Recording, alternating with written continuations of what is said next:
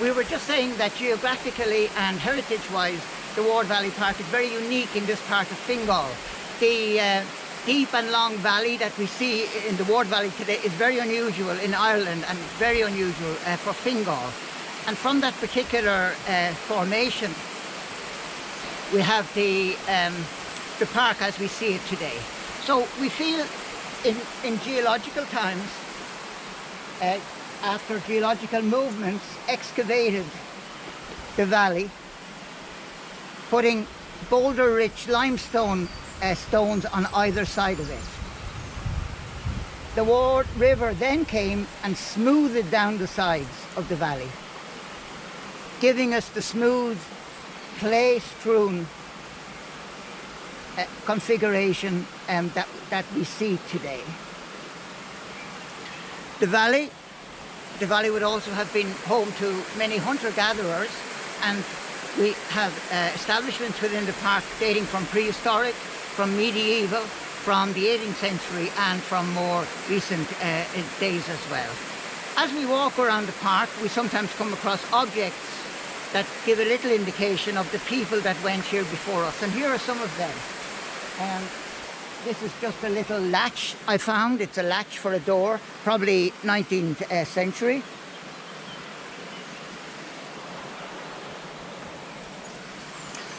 And an unusual object, a choke chain found up at Rose Cottage. So animals haven't really changed that much at all. However, the main distinguishing feature of the Ward Valley is its plentiful supply of limestone rocks of all kinds and shapes. Because they were so plentiful, they were used in the various constructions throughout the park.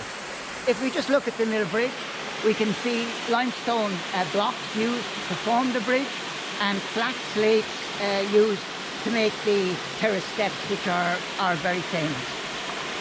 Here's some example of the kind of limestone rocks that we find. Sometimes they're weathered. This is limestone shaped by the weather or some other forces. Here's another piece here, a rather large piece. Limestone is a wonderful material, very easy to cut, very durable, and comes up with a fine polish. It also has few impurities within it, which makes it a very fine rock. And finally, here's another piece of rock, also shaped by erosion and weathering. So we're about to begin our external walk, and we started here at the pole, and we look out for the interest signs that are marked with yellow. Let's go ahead, Don. Just walking over the pillar bridge here now. You remember from yesterday's walk, we went to the right over the bridge. Today we're going to walk ahead.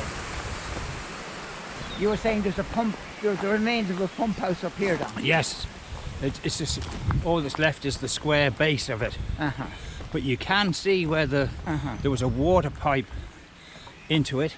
Okay. And a couple of other pipes, probably for electricity. Okay. And I think that's an earth rod, they call that. Okay. There's the pipes. So we're now entering the beginning of the walk through the forest. And in this walk we'll be looking particularly at stone markings on the path. These markings were abundant within the estate, as we said, and they were used as sort of points of significance, as people would have been overwhelmingly walking with an animal in those days. Have you memories of this area, Don? Well, this here was we didn't really come down here because there wasn't a good track for the horses with big stones and like that. Okay, sorry to interrupt you. So we're reaching the first interest point on the outer walk it's actually designated for, and if you look down here, what we're seeing here, you mightn't recognize it. It's actually one of Viscount Molesworth's conduits or streams. The water still flows here, and if you'll notice, it's beside a very important path. So the idea was that people walked down through the path to the river and admired the lovely stream as it went through there. It's topped with slate, and again limestone is used for the construction. Thank you, Don. You were saying?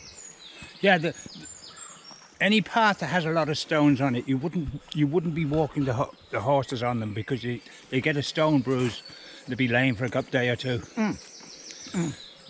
So you kept to a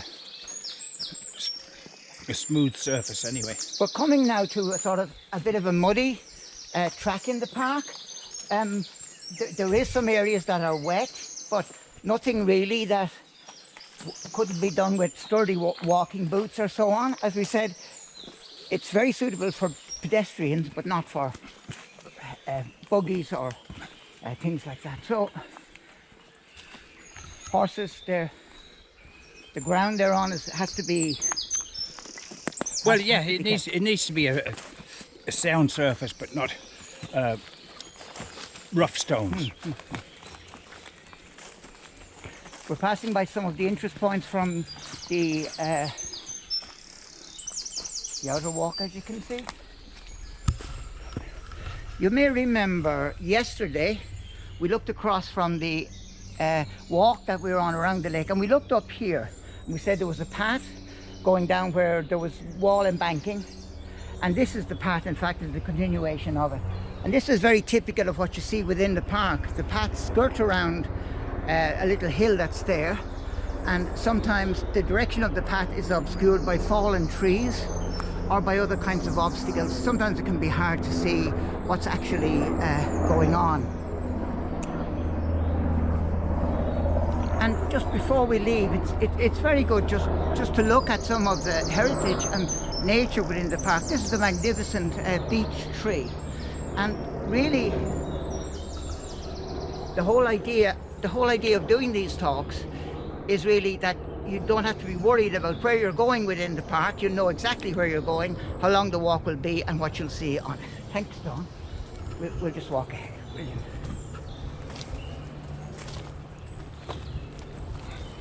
If you keep looking out for the yellow signs on this walk, you won't go wrong. So look for the yellow for the external walk, and we see one here on this stone ahead. All right? Now, just put the camera in there. So we're at an interest point here. It's actually put on that rock on the ground. If you look ahead here, you can see the remains of a path. You can see the stones that outline the path, and it runs up there. And here's an example of how the cherry laurel has totally obscured the lie of the land, if you like. So a path went up there, we can see it now, and it entered this main path down at there, and there's the patch stone to confirm it. Thanks, Don. So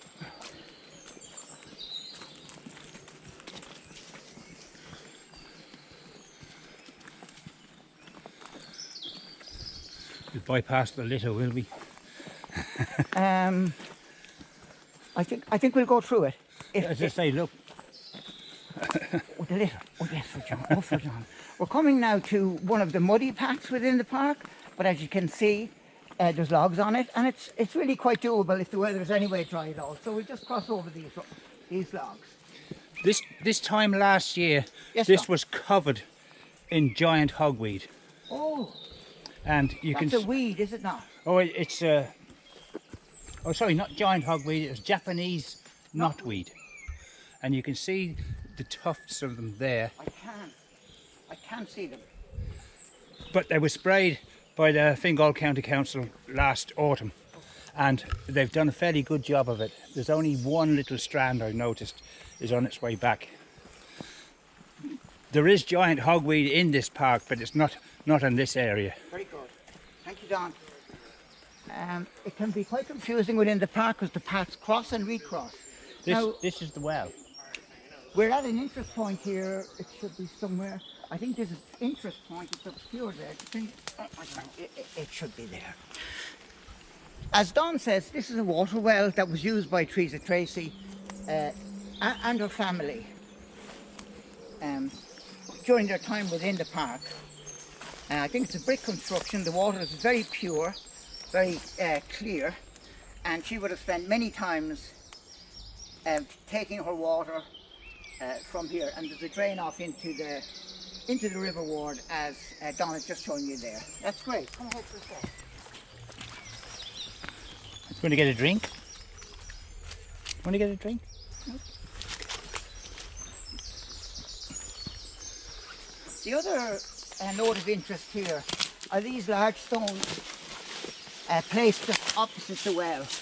And this is the kind of heritage that's also easy to miss. But these rocks would have been places where women perhaps washed their clothes, sat down for a chat. And it sort of shows that people here were quite sociable, even though they were doing their daily tasks of the drudgery of bringing water or washing clothes on them. So they're just some giant stones opposite the water well. Thanks, Don.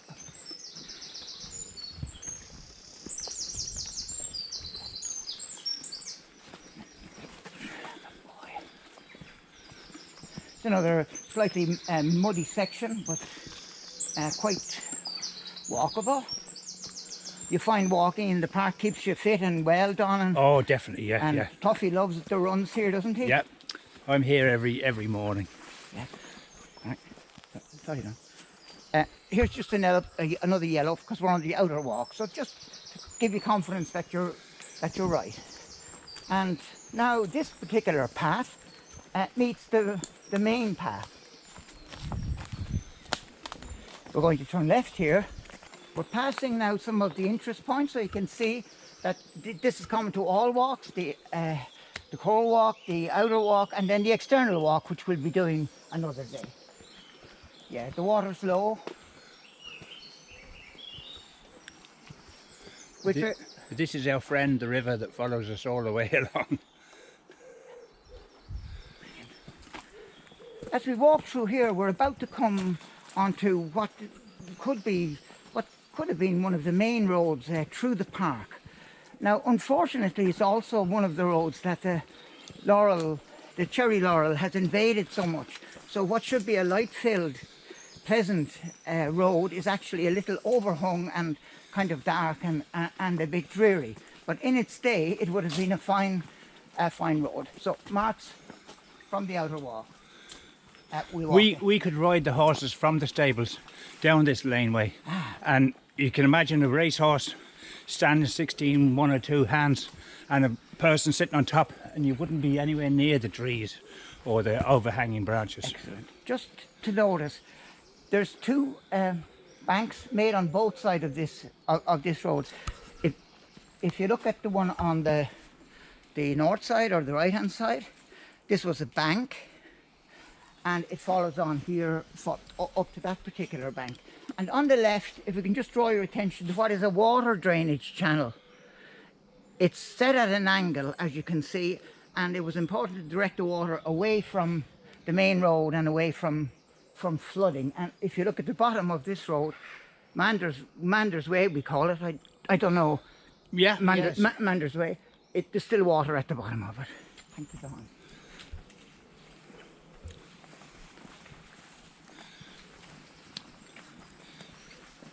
We're just passing a wonderful beech tree. Just get a picture of it. With its branches. So this tree would be over 120 years old. Molesworth liked the beeches for their smooth habit and for their intricacy of their branches. We pass an interest point 10 on the outer walk, and it's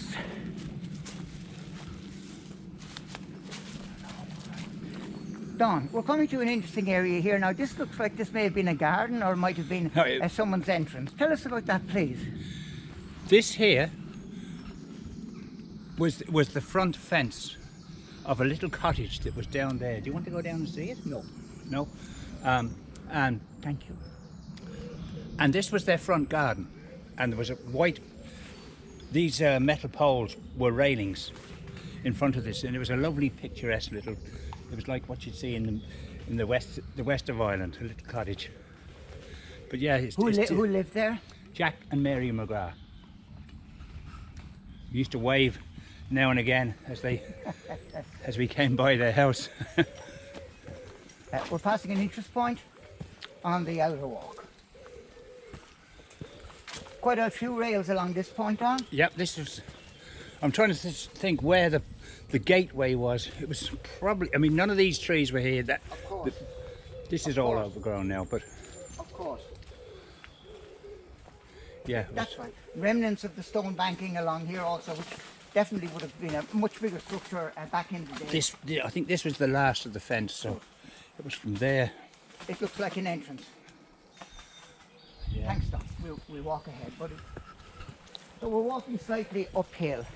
If we can just draw your attention here to an interest point. At some stage, somebody built granite steps along here. And you have to realise that there was a stream running here, so it's important to get some,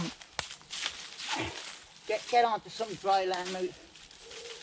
This is typical masonry in Brackenstown. They're granite blocks and they're surrounded by limestone. And as we can see, a path follows on from there, so there's no steps without a path. So that gives us an idea there was a main entrance here up from Brackenstown House, which is up to our left here and which we'll see a bit more about in a second. Quite an incline on this. Yeah, oh yeah. Again, as we were saying, rubble strewn edging on this path, so this would have been to keep the water in and direct it away from the road. We tend to forget that in those days roads weren't tarmacaddamed or they had no solid surfaces, so they had to constantly renew the road with new rocks, new stones and new gravel between them. So maintaining a road was quite a challenge in those days. I think Don has something to say about this particular path. You don't? No, I don't. The water channel. It's more or less as a water channel. This was the. Yeah. I was. Yeah. If I can just say, we're coming now really to what I regard as the central hub of the park, and you'll see our yellow marks for the outer walk all along there. To our left is the actual entrance to Brackenstown House. An I just mention this please, tree? Please. This tree, I'm not sure how rare they are, but it's an evergreen oak, and it's mentioned in a few of the historical websites. Didn't know that. Yeah, It's an unusual variety. it's. I'm not sure how rare they are in Ireland, but Well, people like to plant specimen trees. yeah, Just at the entrances. We'll just go around a little bit sure. and look at the entrance to Brackenstown House, which after all was the main house on the estate. To our right, you can see a well-paved path, and that would have been an entrance from and to the farm buildings. It's now occupied by Knocksedan residents. So this is a private road, actually. We can see here another path from Knocksedan buildings, and the path is strewn with, the park is strewn with many of these. I don't know whether we can climb this. Oh no, that's fine. No, this is a private road and would have been the rear entrance to Brackenstown House back in the day. You must have come down here a lot, man. Oh, every day. This was the stables are just to our right here, and that was a little paddock with a small couple of fences in it. We'd just popped the horses over, but this was the way down. If the horses were on a galloping day, they were just having light exercise. We'd bring them down here, out onto the Brackenstown Road, turn left, up onto the Knoll Road, and then back up the Gate Lodge. A good circle. So, Yeah, this is the back entrance to Brackenstown House. We'll walk ahead now through. On our right, you can see typical use of stones for stone banking as well. They put large stones where the entrance was important, and these are large stones meant to stay in place and indicate an important entrance. So I feel this area here is really the central hub of the park. I don't know if you agreed on. Yeah, lots of paths radiate out from it. From here, and it's yeah, a beautiful light-filled area, which Manders Way should also be like that. Yeah. It's at the confluence of many different paths, ones from Yeah. various places. So this particular area. But where all the houses are built in Knocksedan here, that was our gallop. Oh, very good. And it was a mile around. So it was a perfect place to train horses, because after you'd galloped, you could come in through this. I don't think it was actually this here, because those stones are way too rough for Yeah. race horses to walk on. Just this is probably the finest example of paving stones within the park and the main entrance to the farm buildings, which would have been up there. Lots of these limestones have corners and edges on them, and they were chosen to give good grip in the weather. So we're walking ahead down here on the outer walk. There's a little yellow sign. It's a bit worn away, but you know you're still on the right track. The park is wonderful and mysterious, and I hardly come to it each day, but I find new things to discover and to admire. And as we walk down here, we've been very closed in on Manders Way, and the cherry laurel has done its business. But we've got to remember that the estate was part of the locality, and when we walk down here we begin to see the locality opening up, and ahead of us up here is the Brackenstown road and a main path down to it. So the park is located within a locality, and people for hundreds of years came and went through the park.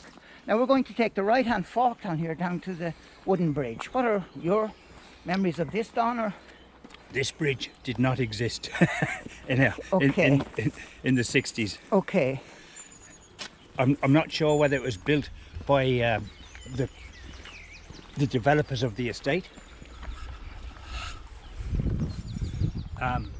but this is a new. I mean, I think these are telegraph poles. They look like it. Yeah, and I'd say they were an addition to people buying the estate, buying houses in the estate. That this is a lovely walk. It sure is. You could cross the river. It sure is. So, but we used to walk the horses down from the gallops. It was a pathway somewhere close by here. I can't remember the exact spot, but we used to wash the feet into the river and just give them a pick of grass or whatever. And they were happy with that? Oh, they were happy. Okay, now we talked about the topography and the layout of the park, but what we're seeing ahead of us here would have been a water meadow from the river. As we said before, the river is a much smaller stream than it would have been back in the 1900s. It would have been a tremendous current, and we've that documented. So a lot of that area is the floodplain from the Ward River, and if you put a stick through it, you'll see that it's very wet. We'll walk ahead. So that's the wooden bridge, Don. This is the. Very overgrown. Yep. So the park opens up here now, and we're going to take this small path to our right, and we're going to carry on in through the park. Is this how you remembered it, Don? Oh yeah. This was what more the times we'd be here on the horses would be when we weren't either after galloping. Yeah. But it was downtime for the horses. Yeah. They just loved it down here. Yeah, I can see why. You could let them graze on a bit of grass. They were happy out. They were happy out. A yellow mark just to show you we're still on the outer walk.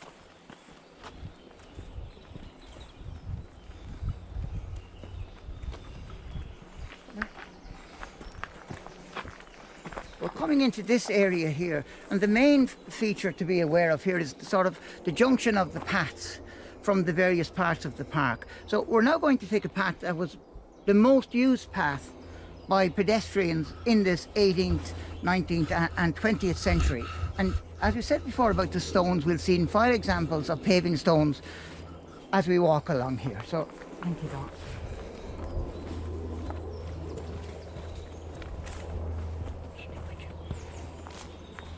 You must have come this way many times. Yeah. A yellow mark interest point, 30. Sort of an upsy-downsy path. Oh yeah, you need your hiking boots on today. Okay. I agree.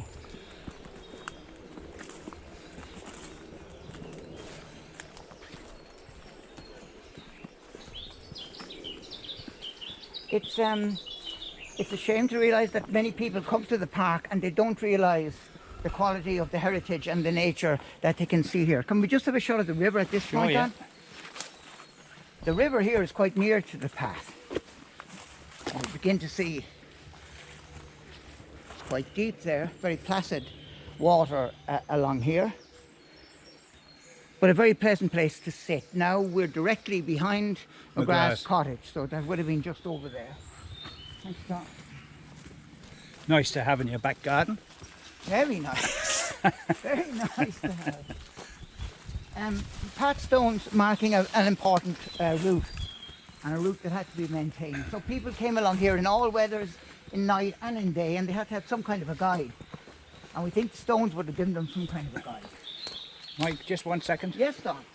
Oh, we've had a bonfire last night. Cruffy, do you want to get a drink? Good boy, come and get a drink. This is his drinking spot. Go on, take your time. Take your time. As we look down to the bank on our left, we can see more evidence of stone banking. And a path leads down to it from the upper path, so this was obviously a very important part of the park in those days. So we'll just pause now while Cruffy... Unfortunately, the shopping trolley and 5-bar gate. We have a group of litter pickers. John and all his colleagues do great work. Unfortunately, sometimes people abuse the park and kind of don't respect others or the park. Okay, you coming out. Good. Let's go. Now, just to say, this is quite a high place to go, slightly high, but it's certainly doable.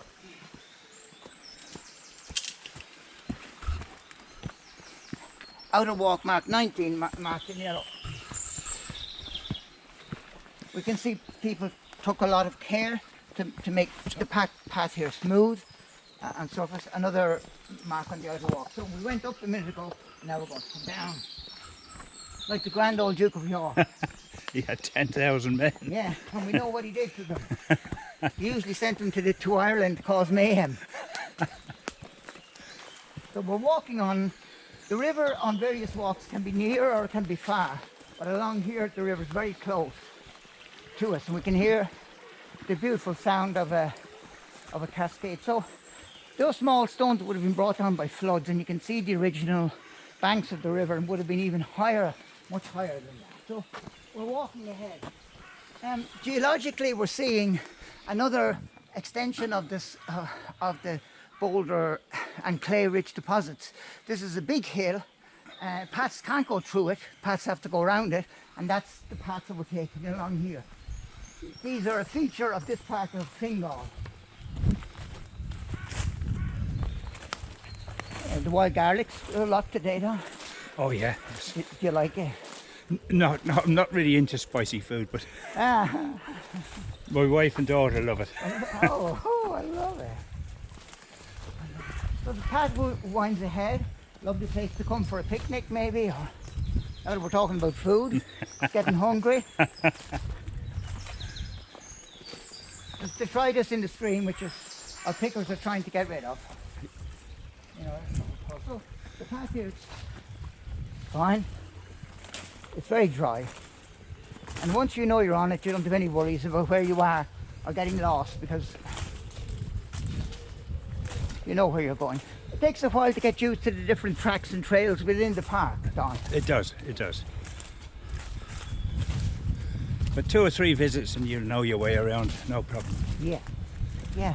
So now if you have an idea of where we are, we can see O'Callaghan's Bridge here at the front. So we've walked the circuit around to that through the little water meadow there. We're going to walk ahead, and we've a way to come up onto O'Callaghan's Bridge. I put a few logs here, I put a few sticks because it was quite damp. And I hope it's an improvement. This is O'Callaghan's Bridge from the north side, and we can see it's a strongly made bridge with girders and strong stone buttresses at the bottom of it. The river moves very slowly. Thank you, Don. The river moves very slowly here, and as you can see, a tree is just falling directly into the river, and this is, you see a lot throughout the park. You do. It's just nature. Yeah, yeah. But we need to give nature a help now and again to just keep the waterway going.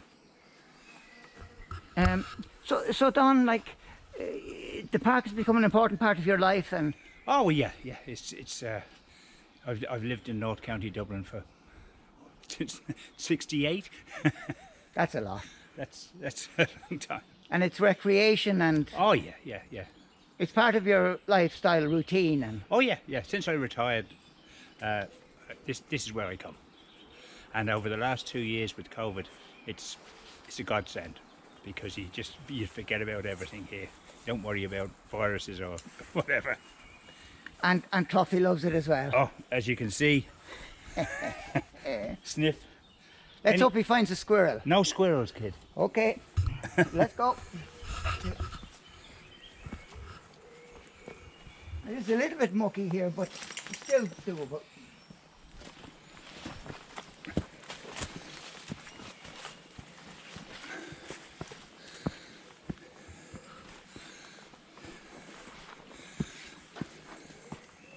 And now, as you see, we've come back up from that path up to O'Callaghan's Bridge, and we're going to walk along this bridge and come up to the north side of the park.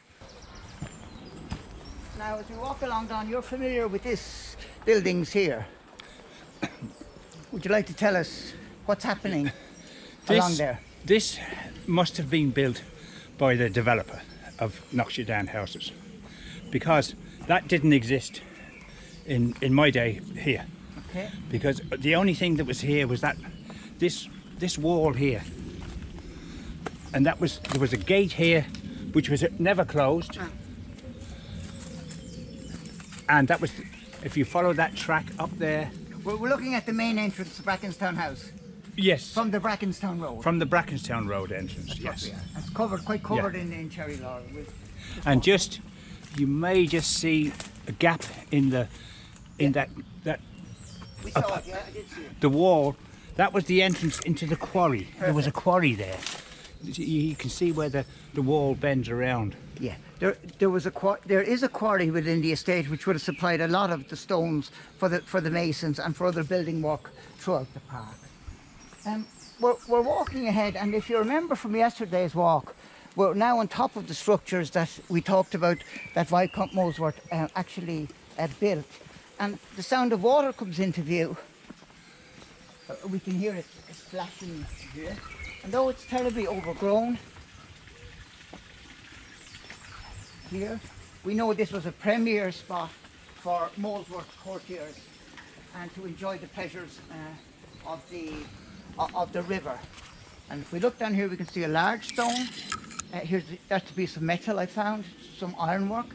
And if you look closely here, you can say this is clearly an embarkation point. And people would have put their hands on this particular stone,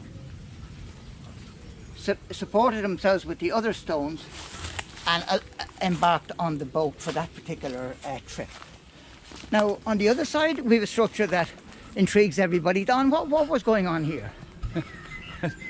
This was Teresa Tracy and John Tracy's house. They were both born in that house. And Martin, their father, he worked for Harry Usher. He was one of the groundsmen.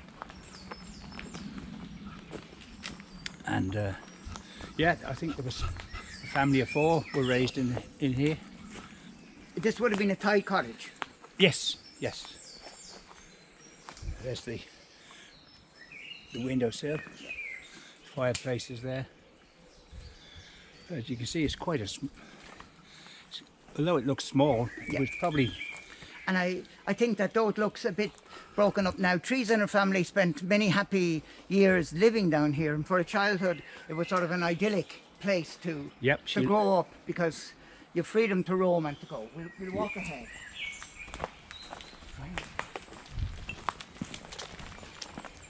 We're now walking parallel to the north path that we did on the core walk. And this part of the park gets a lot more sun and gets a lot more light. We've said that this was one of the main entrances to the park.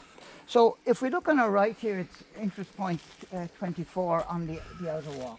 This marks the beginning of what was the main pedestrian path into the park from the main entrance up from the Brackenstown road. If you can see the large group of stones here, they were laid to mark this path as being of significance. It carries on up there, goes out behind Tracy's cottage and joins what would have been the main road then. So just imagine many people for hundreds of years going up those steps in all kinds of weather and in all kinds of different conditions. We'll walk ahead. The path here is very wide. This was a road, actually. It was. Yeah, what do you remember of it, Don? It was a road to the mill house, whether they were getting deliveries of anything or... Yeah. Thank you. If we can just pause for a minute here, we'll see... it's an interest point 25 with the yellow sticker. It doesn't look much now, but in its day this would have been a premier attraction for Molesworth and his aristocratic fellows. The idea of nature was very important to landscaping in those days.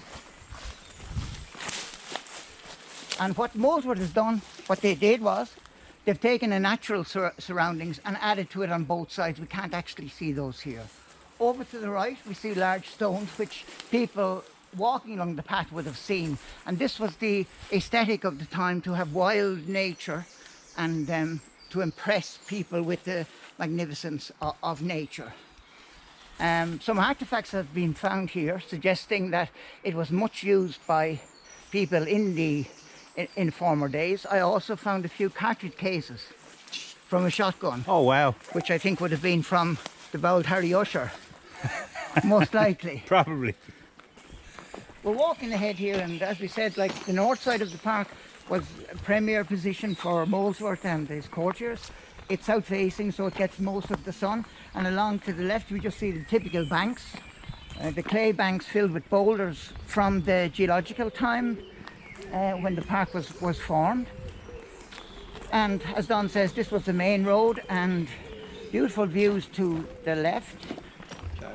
Beautiful views to the left. To the left and to the right. And here's a path that just people make paths. You know, this is not an old path, it's just a way of getting through for youngsters, or it's the quickest way down.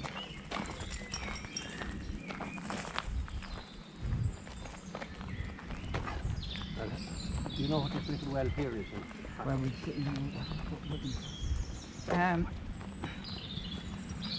as we said, Molesworth made a lot. Viscount Molesworth went to a lot of trouble to present architecture and heritage for his particular groups. And we're coming here on our left to one of the nicest piece of built heritage within the park. And this is an ornamental stairs, ornamental style. So it's the outer number 26.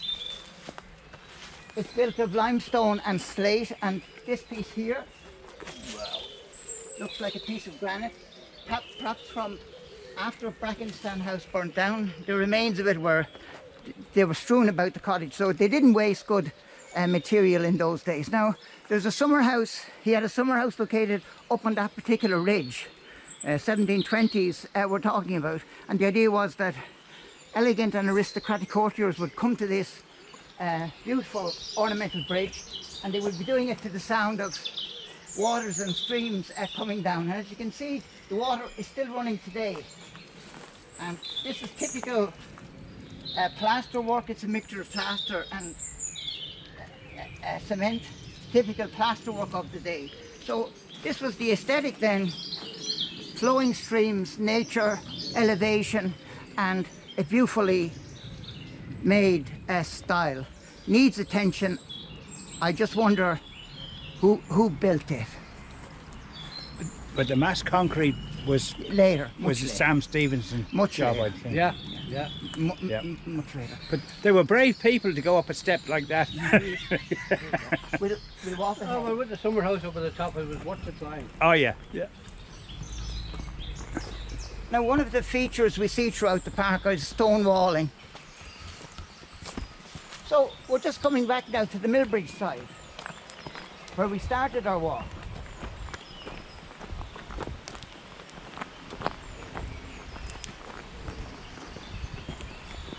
And we're back at this path here.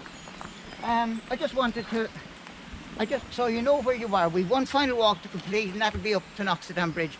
I just want to say a great word of thanks to Don for helping us with the filming, and to Ray, our wonderful friend who knows so much about the park. Unfortunately, he's from Kerry. We won't hold that against him. Did you tell me you were from Kerry? I am. I know I did. So, I am. Until we see you again, best wishes from the Swords Valley Heritage Park.